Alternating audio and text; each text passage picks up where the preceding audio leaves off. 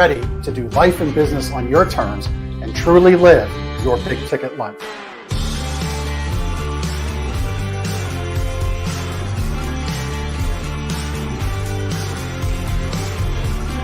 You either make excuses or you choose to level up. What amazing guests living the big ticket life. Woo! Woo! Brandon Britton here. Appreciate you having me here today, man. It's that kind of discernment, that kind of focus, that kind of forward thinking that's so important if you're going to succeed in business today.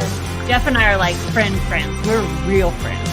We are And so you unlock fortune and freedom without all the stress that normally comes along with it.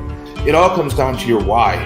You know, your business, why are you doing it? You know, how is it going to change the world and what's it going to do for your family? I want you to celebrate your success. Talk about the struggle, but I promise you, the story is in your struggle. They'll never be able to say that about me because people only see me working hard at anything that I'm doing whenever they see me. Focused on your success and the success of those around you. But being that constant in your community, good or bad, whether things are great in the community, bad in the community, be steady. Unapologetically do business and life on your terms and truly live your big ticket life. What amazing guests living the big ticket life. And we discuss how they do it and the big ticket methods they use. The things that make your life successful so you do life and business on your terms. In and of itself, the only limitations that we really have on ourselves is the ones that we allow to be put on ourselves. And most people don't look at it in that perspective. There's nothing wrong with being humble, but there's also nothing wrong with stepping into your superpower and letting people know who you are.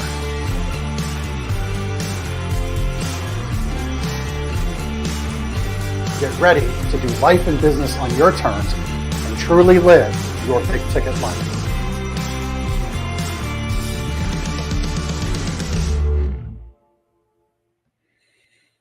All right, back in the saddle, live streaming the Big Ticket Life Show. We've got, as I always like to say when I get to throw down with another Jeff, we've got a Jeff Squared episode today. So Jeff Christian is my guest, and definitely doing life and business on his terms. We're going to talk about a lot of cool stuff. Jeff, welcome to the show, man. Appreciate you being here. Thanks a lot, Jeff. Such a cool introduction. I mean, I'm hyped.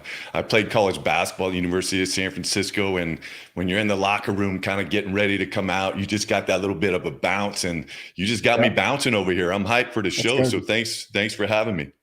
Yeah. Well, me too, and thank you again for being here. You're welcome, and that's my cue to say that intro made great by Cast Productions. Chris is my amazing partner here.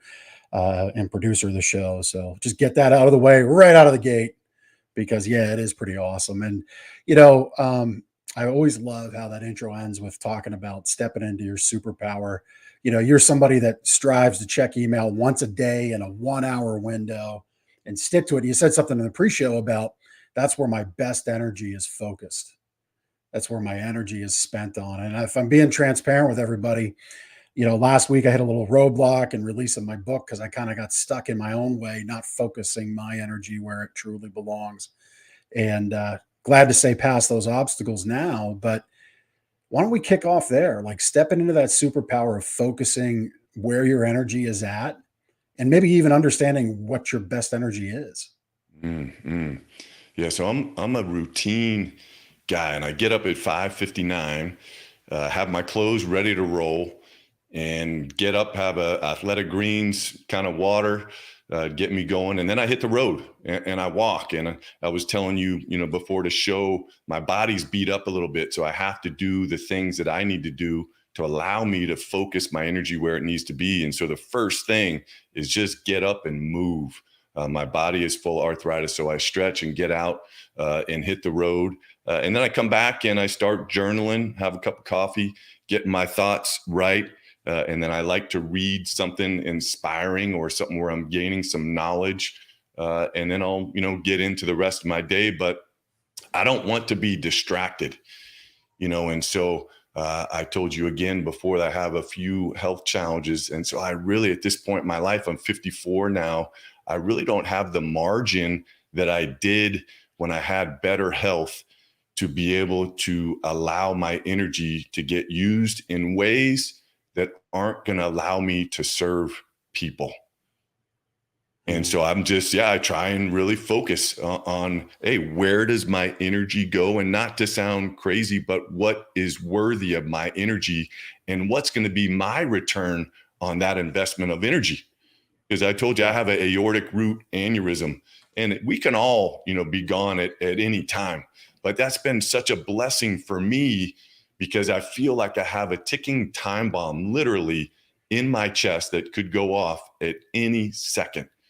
And so I just try and stay in that space of, am I using my time wisely? And so part of that is creating that routine that I was talking about. Yeah. No, I love that. It's so many of my guests describe a routine in the morning, and there's common threads, and it always puts a smile on my face because I put together for one of the coaching groups, and I did a deeper dive on it last week on the Tuesday show, which happened to be July 4th. So it was a pre-recorded episode. But my coaching group, Battlefield Alliance, we've got what we call the daily battle plan, and I'm showing it here on the screen. And, kicking off every day, it's about movement. It's about journaling. It's about gratitude. It's about reading something inspiring. And it's like you start habit stacking those things. You just, that energy in your life is pretty tremendous. Talking about your nursing career, you reminded me of something a dear friend of mine who's an anesthesiologist shared with me about his time in ICU, because he spends a decent amount of his week in the hospital he works at in their ICU. And this is, I think this drives home the point about energy, what I'm going to say and what he shared with me. He says, I don't get paid for what I do. I get paid for the memories I'm left with. Mm. Meaning there was good times where he's able to save somebody, but more often than not, as you said, there's those times where you wish more could have been said in that person's life between loved ones and the person you're with. How do you take that? Let's go a little deeper on taking that statement about I get paid for the memories I'm left with, to translating into where you focus your energy. Yeah, no, that's so deep. And so it took me, 2 years to be able to leave the double door. So I worked in the trauma ICU at a level 1 trauma center, taking care of people shot, stabbed, really bad car accidents, just surrounded by death. And I started working there when I was 23 years old. And it took me 2 years to be able to deal with those memories. Because when I would leave those doors, I'm thinking, when am I going to get shot? When is my family going to get in a bad car accident? When is something going to happen to us?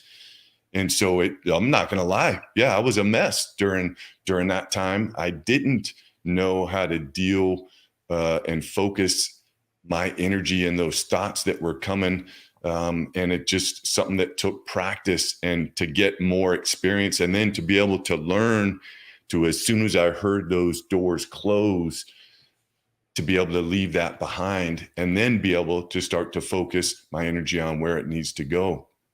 But that's something that I don't think you can just work on that and say, all right, I'm going to be better at that, right now. That's something where you just have to let those memories, those feelings, those emotions marinate on your heart, and then have it mean something and bother you to say, all right, I got to start taking action to deal with this. Otherwise it's going to eat you up, and that's the challenge now in our profession, is COVID, the amount of burnout is just so tough, because everybody's been in that space, and those memories they're left with are just painful and so challenging. Yeah. Yeah. You said something that I think if people weren't really tuned in the moment, they may have missed. And it's that, it took 2 years for you to realize, you're not that person on the operating table. In other words, the inputs of the environment, the tragedies that obviously you were a part of in the OR, that input into your mind began to frame your thoughts about yourself, about your family. And I'm venturing a guess that for the most part, you're not the type of person, nor is your family or your friends, the type of person who is conducting themselves in environments where they might get shot, where they might get stabbed, where they might get into a nasty fist fight, or be acting in a way in which a car accident is more likely than just the simple accident nature of car accidents. Is that a fair statement? Correct. Yeah. And so what I feel some people may have missed is that lesson of trying as best we can to control those inputs into our mind, because it quickly reframes the subconscious into those conscious actions, doesn't it? For sure. Yeah. And I totally agree with everything that you're saying, but that's always not, it's such a challenging thing to do, to allow yourself to get into that space and to reprogram, especially when you're young, like I was at that time. And every single day that you come in, there was someone new that, for the most part, it was about half and half, but for the most part, it'd be a family coming home from Tahoe, skiing, and unfortunately somebody not paying attention or drinking, and that family got in an awful accident, and so it was challenging. I worked in the pediatric ICU. I love to learn in my nursing career. So I got cross-trained to work a bunch of different places, and having kids and taking care of kids who are fighting for their life. Yeah, it was so difficult to make that transition like you're talking about, to not allow your brain to go there. But at the same time, and I'm going to contradict myself here a little bit, Jeff, I think that's what made nursing something that I just loved each and every day and it's this fine line of being there with the family and the patient and being all in, and experiencing the heartache, the joy, the sadness, everything that they go through, but also on the same time being professional and being able to take that emotion and all those feelings and not let it alter the care that you're providing. And so, I think I did okay with that. But there's so many times I'm crying right there with the patients and families. And maybe some people say, that's not, professional, but I always human. I always looked at the patients that I took care of. That's my brother. That's my sister. That's my mom. That's my dad. And I wanted, when you're taking care of people at the worst time of their life, I wanted that family to be able to go home and rest and know that this nurse has my back. This nurse cares about my loved one in that bed. And so now they can go home and go to sleep. Yeah, that's a definite human experience right there, what you just shared, for sure. And so, I always try to focus in for people watching and people listening. And if you happen to catch this, by the way, on just audio, just know that we do stream the show live every Tuesday at noon. So you should check it out. We're on YouTube, we're on Facebook, we're on LinkedIn, and pretty much any place that plays a video, you can check it out. And I'd encourage you to do so, because we all know we learn more, we absorb more through multiple sensory aspects. So you get to listen, you get to see, so you get double the sensory approach and input, positive input during this hour together. So I just encourage you to do that, because you pick up the body language, you pick up the tonality differently. But, translating your past career into the workplace, right? Because we call the show Building Strong Teams, right? You said you walked that thin line, and man, I would say that was like a razor thin line, wasn't it? Of professionalism and humanism. For sure. Yeah. And that's what's, I don't want to fast forward, but that's what walking that line has been the reason for the work that I do now, of knowing that it is a fine line, but knowing that's where life happens. That's where you just feel everything that makes us feel alive, and where you find the passion to be able to take action towards trying to make this world just a little bit better. And so I love being blessed to be able to have walked that line for 29 years. Yeah, I love that. So tell us about the professional, tell us about that work you're doing now. So you retired from the nursing. Yeah, you're not doing basketball coaching anymore. We'll maybe dig into that because that's a cool part of your story. But tell us about the Yeah. work that you're doing now. Yeah, so this is actually my second nonprofit that I've started. The first one was called Children Deserve the Best Foundation, where I used basketball, which has been a big part of my life. You can't tell, but I'm 6'8", and played basketball since probably the fourth grade or so, and had the good fortune of getting a scholarship to University of San Francisco. And so I used basketball as a way to teach about life. And then I got into coaching, was a high school, college, and professional basketball coach, did that for 25 years. And back to kind of how we started this show, Jeff, of putting my energy into the right space. Yeah, I just don't think I have the bandwidth anymore. I wish I could. And I've been blessed to be able to do 3 or 4 things kind of all at the same time throughout my career. But I just don't think I have the same energy to do all those things. And I'm really want to focus everything I have on my nonprofit and giving back and serving people to help us make sense of life. And so that's what we do. So, the nonprofit is called C4 Leaders. And I, right before COVID, decided to change my focus and use pizza to help us make sense of life.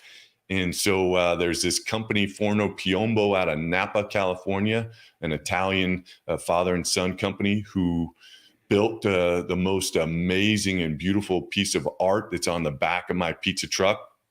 And we bring the table to the people that we're blessed to serve. And so, yeah, we use pizza. Yeah. To help make sense of life and what's going on. That's one aspect. We write children's books, and I have 2 of them that are out now, and I have 3 more coming. And then we have a podcast as well called Life's Essential Ingredients. So those are kind of the 3 pillars of the nonprofit. Yeah, love it. I've got a good friend of mine, Patrick Bolaños, who builds food trucks. It's always cool to see the stories he tells of his food truck owners, and he's built a very great name for himself because he makes a fantastic product. And he'll do the trailers, he'll do the like the former, or I guess new ordered, like bread delivery trucks turned food truck. So yours is this pizza oven right on the back of the pickup truck, or do you pull it? No, it's on the back of the truck. And so we just roll with it. And it's just so cool. So it's been a community project to where I found a table on Facebook and put that on the side of the truck. And then Webb's Welding here in Vacaville drilled some holes and cut the legs and made it work. My neighbor put on some flaps, who has a trucking company. My favorite part of the truck, my wife, to hold my pizza peel, got a drink cup holder that you kind of screw on to a truck. We put that on the side of the truck, and then that's what holds the pizza peel. And it's a beautiful, beautiful truck. But that's the favorite piece, because it's just like she found a way to take something that was used for something else and to put it there. And it's the simplest thing. It's probably like 99 cents. And it's just the coolest thing just to put on there and then have that be right there. And it's just so much fun to take that truck on the road and then to have people come up and be able to have everything that you need right there to make pizzas. And our record right now is we've made 367 pizzas for St. Lucy's Parish School down in Campbell. That's the most we've made and turned out in one time. So walk me through this. So you got this pizza truck. It's part of your C4 Leaders program, which is a nonprofit. So if I'm reading the tea leaves or the pizza cheese, I should maybe more appropriately say. And by the way, I had pizza for lunch today. I figured, you know what, I'm going to do that as I warm up for our show. So if I'm reading the pizza cheese, the pizza truck shows up and the proceeds raised from making the pizza go to the charity. Yeah, we're a 501c3, which is a nonprofit designated through the IRS. The cool thing about our nonprofit is we are 100% volunteer driven, meaning I don't take 1 penny for any of the work that I do. I have I call them the C4 crew. We just did a little fundraiser this last Saturday. We had about 15 of us that were there. Everybody's there for one reason and one reason only, and that's just to give of their heart and to serve others. And so we do charge money for sure, but that money goes towards doing events for free, kicking out a bunch of books for free. I was telling you before the show started, we're starting this Pizza with Purpose. Really excited about this movement where we're going to honor one person in each state. So reach out to me, Jeff at C4 Leaders, if you want us to bring the truck to you. I would love to get that coordinated with you. And what we'll do, roll the truck to whatever state you're in, come out, make the pizza, and do some really cool, deep kind of work on helping us just kind of be seen, heard, and loved. And we usually pick one person to honor during that time. And we did our first one in California last month, and it was incredible. Such great emotions that we've been talking about. So much joy, so much laughter, definitely some tears, but it just, you knew that you were alive. And so that's again, what I want to put my energy into. Love it. Can you share who that person was that you got to honor there in California?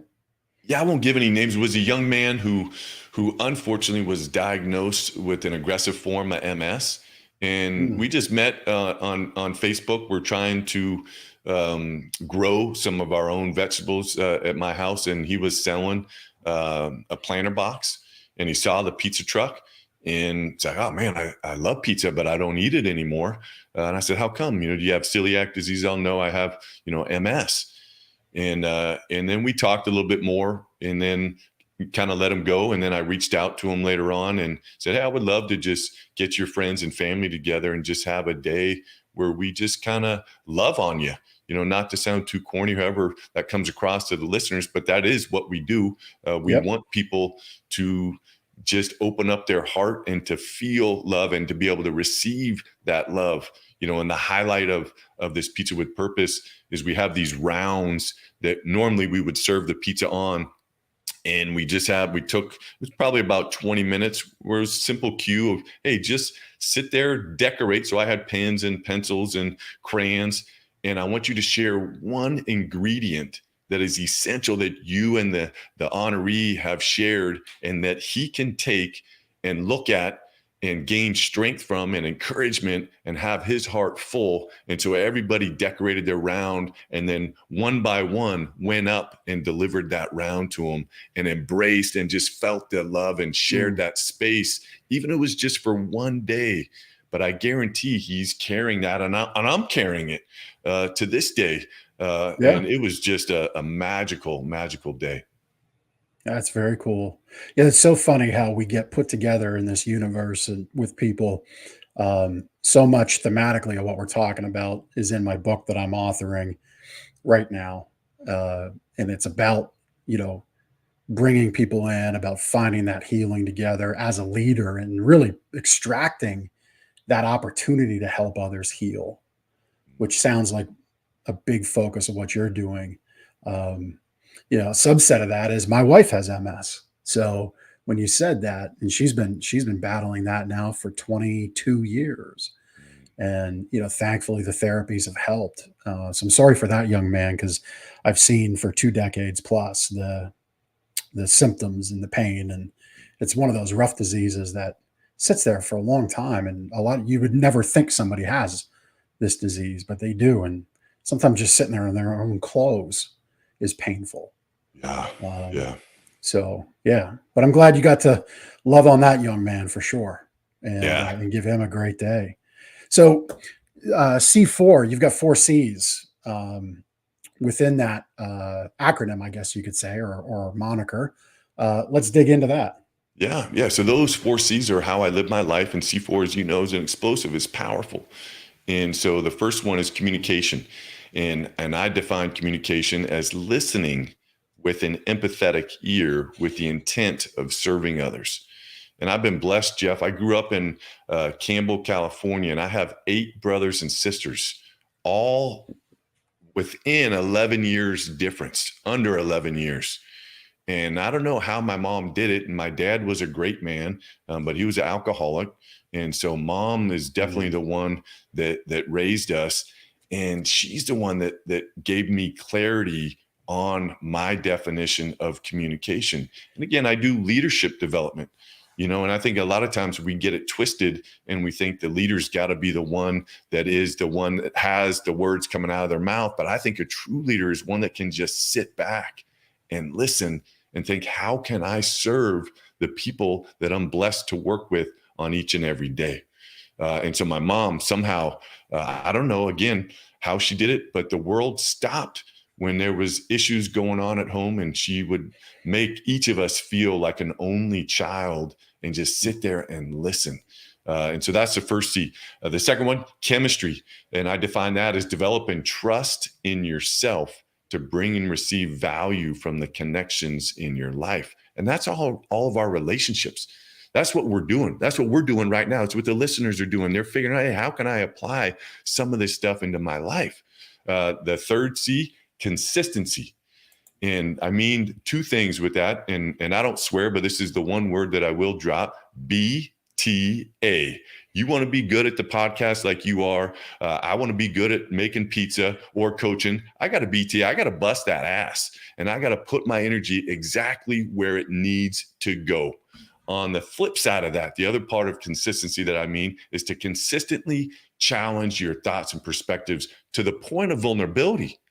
And I think when we enter into that space and my arms are out to my side, which you can't all the way see, you allow yourself to not have to be perfect, to be able to make mistakes and learn from them, and to just let life happen.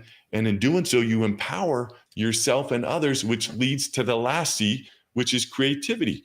And that's overcoming fear to be willing to share your gift. And each and every one of us has a gift to share. And it's on you, Jeff. It's on me. It's on Chris, who's producing the show. It's on all the listeners to be able to tap into their gift, and then to also be able to help others tap into their gift and share that with the world. And so that's what we're focused on. And so when we're doing this work, it's about bringing those 4 C's to life.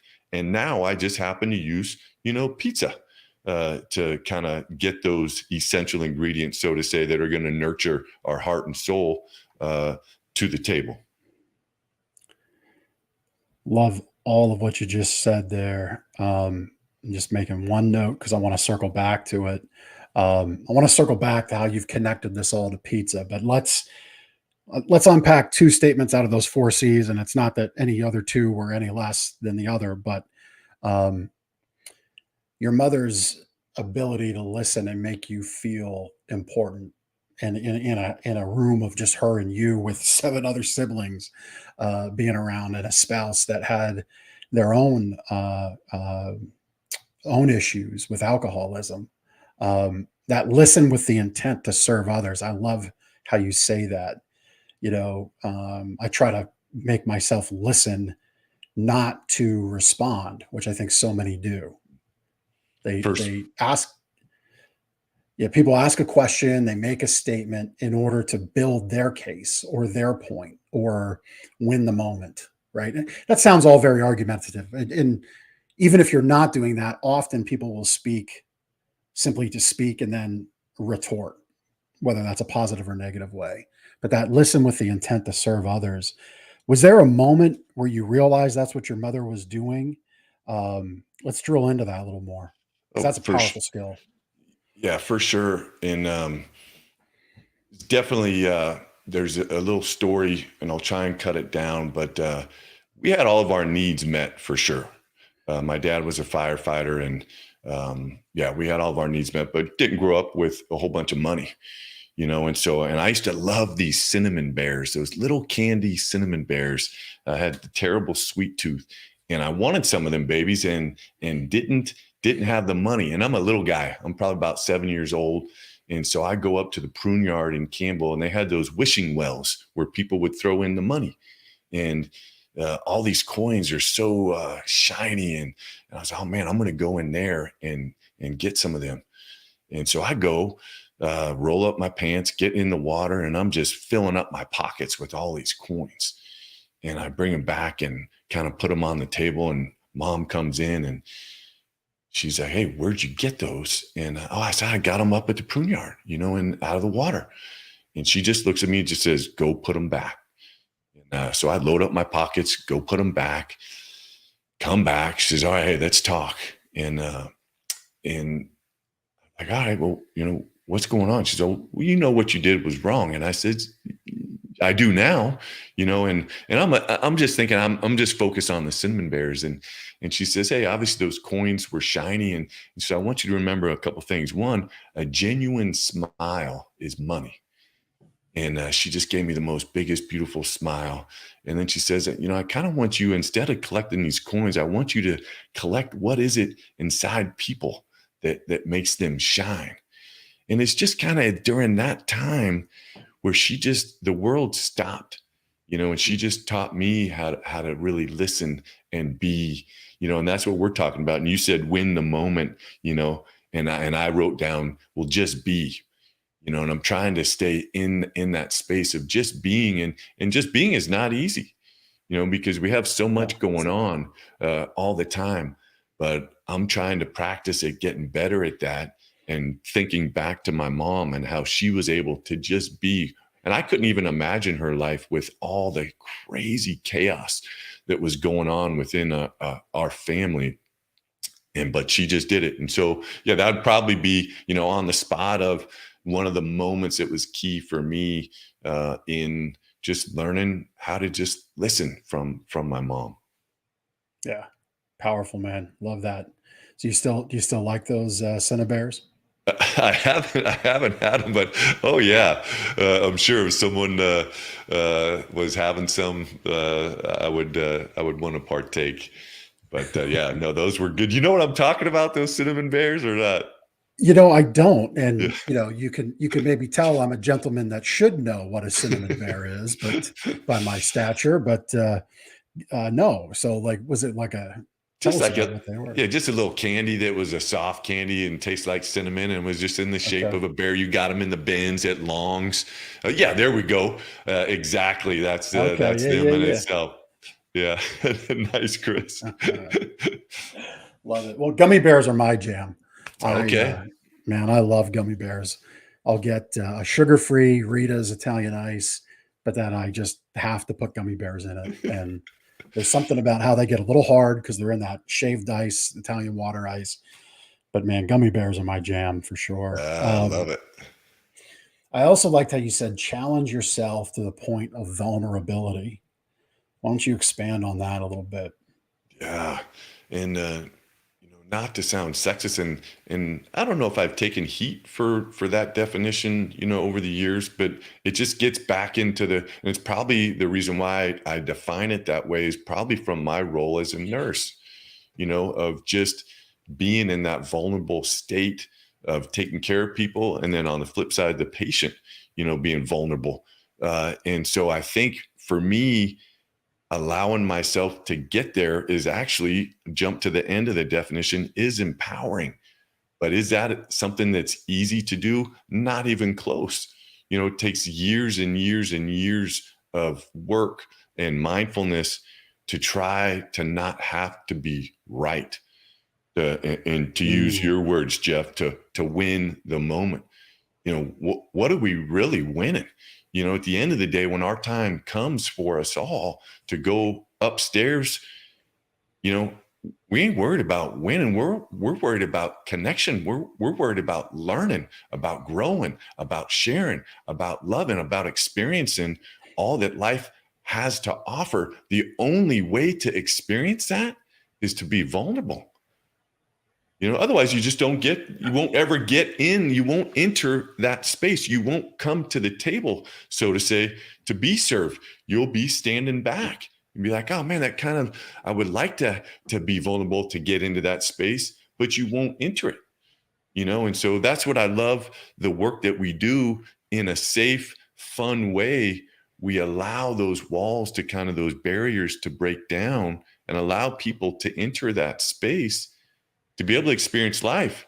And when they do, their life is changed. And then they get that empowering feeling of like, okay, I want some more of that. Yeah. Yeah. I gotta pause here. It's so funny. And I want people to hear this and maybe you can pick up on this and tell me how you feel. I believe in a higher being, right? I believe I have faith. I don't have religion, so to say.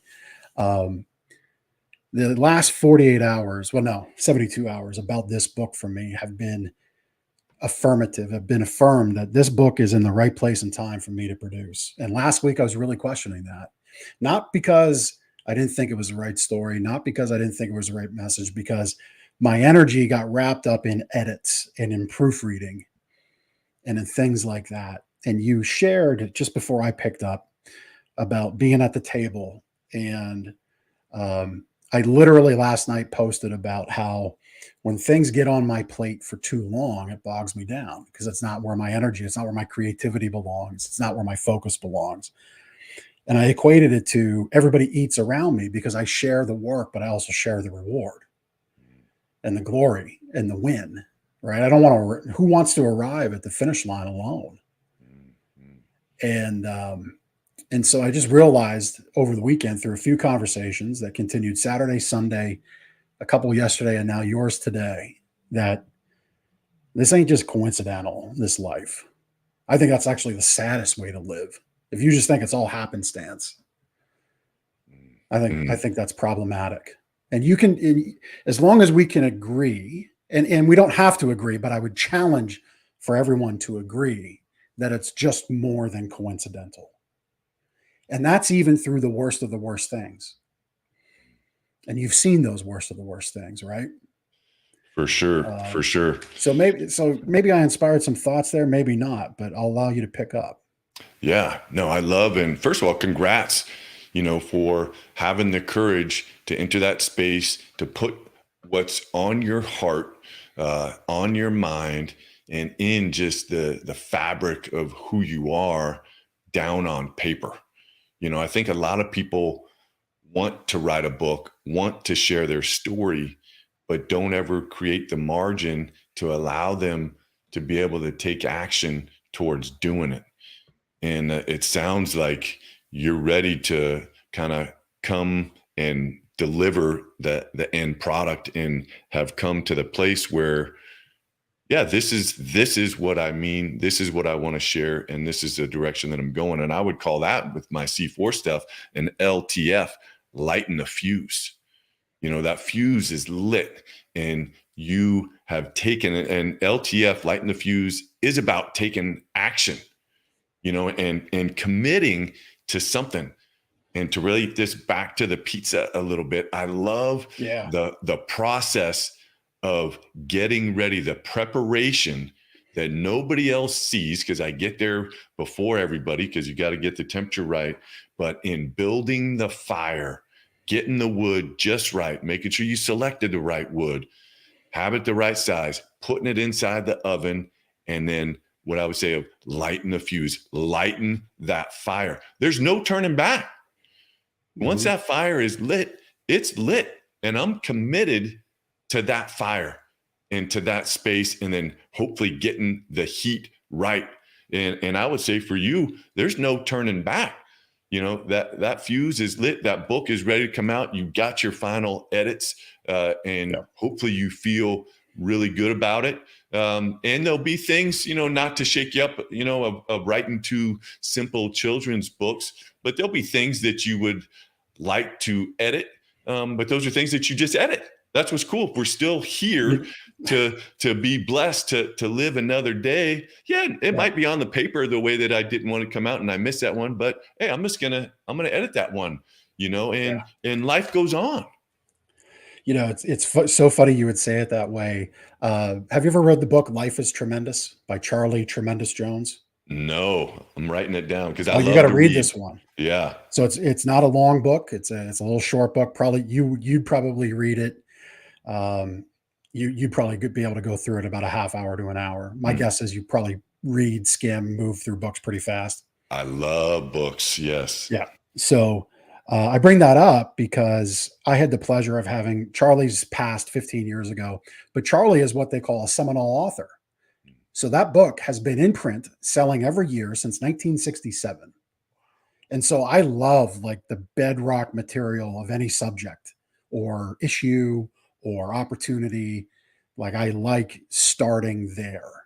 because if you start there on any one thing in life with the bedrock, information, problem, or opportunity, it makes everything a lot clearer, in my opinion. So I love books like that, but it's been in print for 50 years. And I learned yesterday that that's called a seminal authorship or seminal thinker, when a book has it's a very special achievement. But I share it because his daughter said to me, the beautiful thing about books today is you have, and this was one of those affirming conversations yesterday, is that it's just digital files. It's Kindle Direct Print Publishing, KDP. And I'm like, I said to myself, I'm like, you idiot. You knew that. You knew that. It is just that. So what if it's not perfect? What is perfect? And, to me, the lessons will be the perfection, not the layout, not the type font, not type font. Geez, the font style, type font. We're not Gutenberging this thing. We're printing it. But you know what I mean? Oh yeah. So it's just so funny you would say again that you would say that, but I would definitely check out that book. Life is Tremendous. It's so funny because I picked that book up Friday and put it back to my next stack. I have a whole little system for what I read, when I read it, why I read it, etc. And it recycled to the top. But this process of making pizza, there is so much to connect to from I'm trying to say analogous, but that's not the right way to say the word. There's so many analogies to success in life and what we do and why we do it. So where'd the love of pizza come from for you? Yeah, I didn't know it's good. Yeah, it's kind of funny. I didn't know anything about pizza a few years ago before I started this, other than I love to eat it.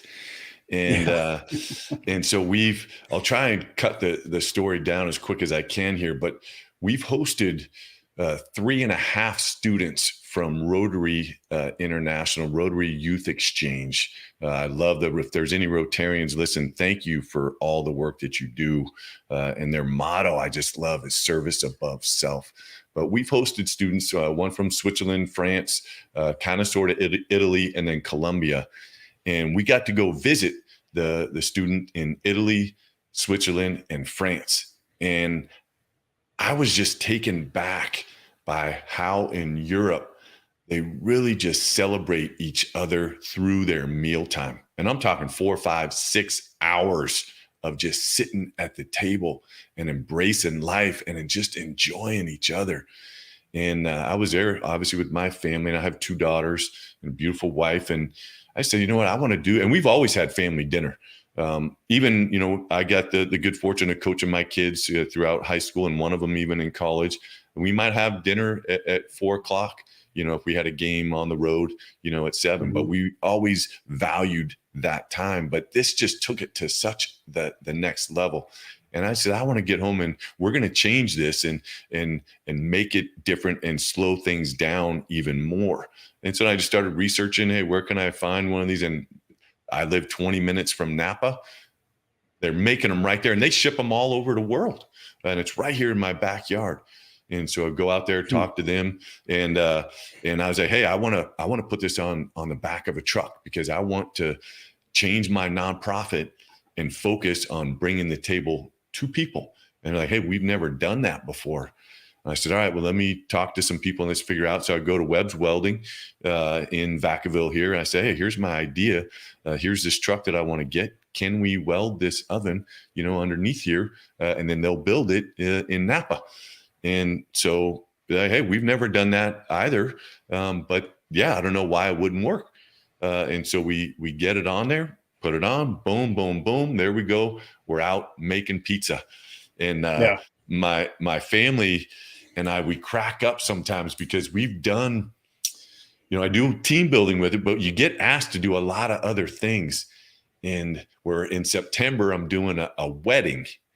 We're going to cater a wedding. And we've done a bunch of stuff, but we kind of just look at each other and just kind of laugh and like, how the heck are we in this space? We're making pizzas at home, and now we're making, 367 at a school, 150 for this wedding coming up, and a bunch of other stuff. And it's just, to me, it's just so much fun. And that's where we just edit, just like you using KDP to edit. Man, I make all kind of mistakes. I made some terrible pizzas. Let the peel sit on the fire, the floor of the oven too long, and go to scoop one up, and it's just stuck, and you got to dump them. I've dropped them, just scooping them out of the oven because they're slippery, and getting them on the table. But you just, all right, hey, let's just get another one, and make it up. And what can you do? You just gotta move on. Yeah, no, I love it. And, as we're going through our episode, it's, maybe I need to talk with Chris about this in production. Because we live stream, because the format is, we do pick a title before, but, and sometimes I consternate throughout the episode of, this one's building strong teams, but we haven't really talked about that. But at the same time, if you're listening and you're in the moment, I don't know how as a leader you haven't picked up useful stuff. So I don't know. Maybe going forward, it's just Jeff Christian and Jeff G episode, whatever. But either way, the lessons exist, right? Oh, and man. And I think that's something, to as we look to wrap up, because we've talked about pizza, the connection to pizza, but now let's talk about your books for the youth that you're focused on. And actually, you're my second guest. My show 2 episodes ago, I had Danny Brassel on, who's very focused on reading and the power of reading. And it's so funny. Another quote that came across my eyes this week and it was from Tracy Jones yesterday. In 5 years, you're changed because of the books you read and the people you meet. That's it. And that makes a lot of sense. Yeah, I love it. So connect the dots here for us on the book series, the Pizza Day series, and how it's helping young kids out. Yeah. So again, just like you, there was something inside you that you wanted to share and to leave behind. So the end for me was knowing that death is coming. And when I'm gone, will my kids and hopefully grandkids eventually have something to be able to say, hey, this is kind of what dad or grandpa stood for. And so selfishly, that's one of the reasons why I wanted to write the book or books. And then obviously otherwise, I want to make a difference in the lives of youth and families, just like I'm trying to do, in my own family. And so it's like, what a better way than to use, the world's #1 favorite food, pizza, and to tell that story about how it's transformed my life. And I'm not going to lie, pizza has totally transformed how I look at life, and not looking at a slice of pizza, but looking at everything that goes into getting that slice on a plate. And that's the whole pizza making process, and so the books kind of are going to highlight different parts of that pizza making process. And the first one was just like an overview. We rise together, and it's told from a 3rd grade teacher's point of view. Mrs. Rock, my mom, her nickname was The Rock. And so I combined her and then with another influential educator that I had early in my life, Miss Diane Smooth. And so Mrs. Rock is in likeness to those two powerful women. And then she just goes through about how, her students are struggling and they're blaming each other. They're not being kind to each other. And so she decides to use the pizza making process to help bring her students together and to help them rise together. And to just jump to the end of that story, I make sourdough pizza. Sourdough, you need to feed the starter every day. And so the book really highlights the importance of feeding the starter. And I equate that to what action are you taking on the daily to nurture your heart and soul? And so Mrs. Rock helps her students figure out what that action is for each one of them. And then it highlights, hey, here's the result of what them taking positive action how it has impacted their life in the best way possible. And then to fast forward real quick on Lucy's secret sauce, kind of goes into the creativity definition, a little bit of sharing your gift, and this is Lucy was my second boxer.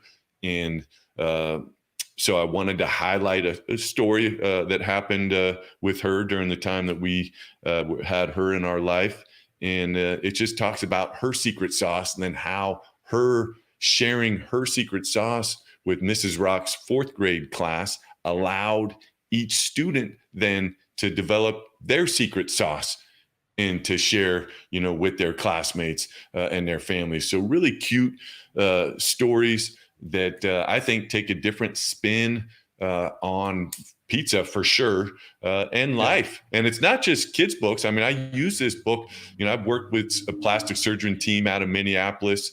They used the book. I worked with advanced practice nurses up in Sacramento. They use it, but there's all kind of adult groups that use the book because there's good lessons in it. Sure. Yeah. I mean, the lesson's the lesson, right? It doesn't matter that it's animated book, cartoon book about a dog or about a 3rd grade teacher. It's the lesson, right? It's just what it is. That's so cool. I love that you're doing that. I think our youth today, really at any age, need that kind of guidance from folks like yourself. And so thank you for being that change that those kids need to see. I appreciate that. I'd even offer a little suggestion, if I may. For sure. So when you're in a town, maybe you make up a little sign that says, or, scan this QR code and make a donation, and we'll get these books into your school district's library. And then on that form, they could fill out their school district, what the name of it is, the address, etc. And then they donate the $20 or whatever it is to get the book in. But I so believe that books like that are needed for kids, because there's so many things that kids are seeing today in their education about the thematic thread is that failure is terrible and we will never let you fail. Whereas folks, I think like you and I, say, no, let's fail right away. Let's put the wrong piece of wood in and we'll learn from that. And, let's all right, pizza's on the ground. So what? We can learn from that. It's just pizza. Yeah. But instead kids are taught, no, the pizza can't ever let it hit the ground. Yeah, no, I totally agree. And I tell my athletes when was coaching that fail and fail fast, because you learn what not to do, and that gets you one step closer towards figuring out, especially if you're working on a kind of a detailed move hey, just get out there and go make the mistake and learn from it and be aware of it and then try it again. Yeah. Yeah. 100%. And, the fail fast, make more mistakes. You learn more from failure than from success. It's all cliched. So what? We got to hear it again and again, because we each get in our own way and we forget those lessons. We forget that it's all right to fail. So I'm glad we got to touch on that. As we look to wrap up our time, we talked a little bit about basketball, but you got a favorite memory from maybe those high school, college, or professional years that you want to share? That's a good question and probably take a little bit of time. I think just the memory would be, I host a podcast, and I host it with my college roommate and best friend. And we met when we were 18 on the campus at University of San Francisco.